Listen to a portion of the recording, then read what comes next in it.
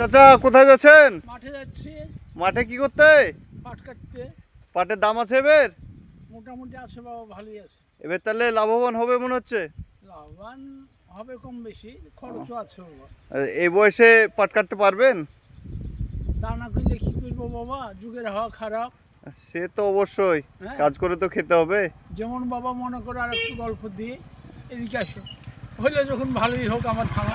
হ্যাঁ একটা লোক বিয়ে করেছে বাবা, হ্যাঁ বিয়ে করে লোকটা সয় সম্পত্তি কিছু নাই, হ্যাা একটাই ছেলে। হ্যাঁ এইবার ছেলেটার আবার ছেলে হয়েছে, হ্যাঁ ছেলেটার আবার বাবা মরে গেছে, মাটা আছে বৃদ্ধ মা।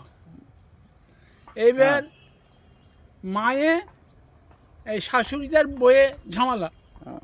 ওই মুহূর্তে ছেলে ঢুকে পড়েছে। তাই? বর্তমান যুগে বাবা হ্যাঁ। মার থেকে বউ মিষ্টি জিনিস।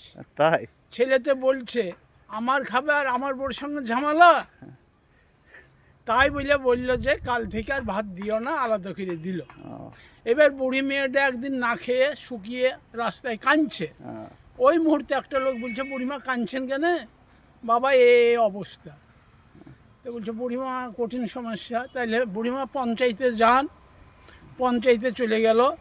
যাওয়ার পর কাঁদছে, যে চেয়ারে বসে থাকা প্রধান বলছে বুড়িমা কী হলো শুনে যান। কাছে এলো, বাবা এই গতি, তাই নাকি? আরে সর্বনাশ। কয়েকটা ছেলেকে বললো যত, ওর ছেলেকে ধরে লিয়া। ছেলেকে ধরে নিয়ে ছেলে হাজির করলো। এবার ছেলে বলছে কী হলো বলেন। তুই মাকে যা করেছিস খুব ভালোই করেছিস, কিন্তু আমাদের কথা পালন করতে হবে। কি কথা? এই যত দুখানা ফর্মা ইট লিয়ায়, ফর্মা ইট দেখে এনে কষে বাঁধ, বেঁধে ওর পেটে বেঁধে দে।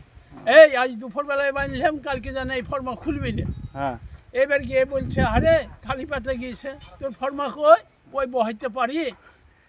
তারপর আরে তোর মা কতদিন বহিয়েছে, তুই যে ফর্মা ফেলে দিয়েছিস কতদিন বহিয়েছে? সুন্দর কথা। তার ফেলে দেয়নি। এই বলে কিছু দেওয়ার পর সেই ছেলেদের নিয়ে গিয়ে আবার বুকে বুঝি পারি ভাত দেয়।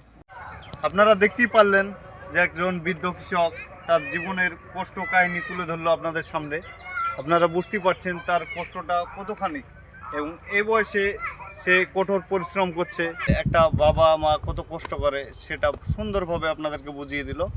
আমরা চাইবো যে কোনো বাবা মাকে কষ্ট না দেওয়ার চেষ্টা করব এবং সুন্দরভাবে দেখাশোনা করব।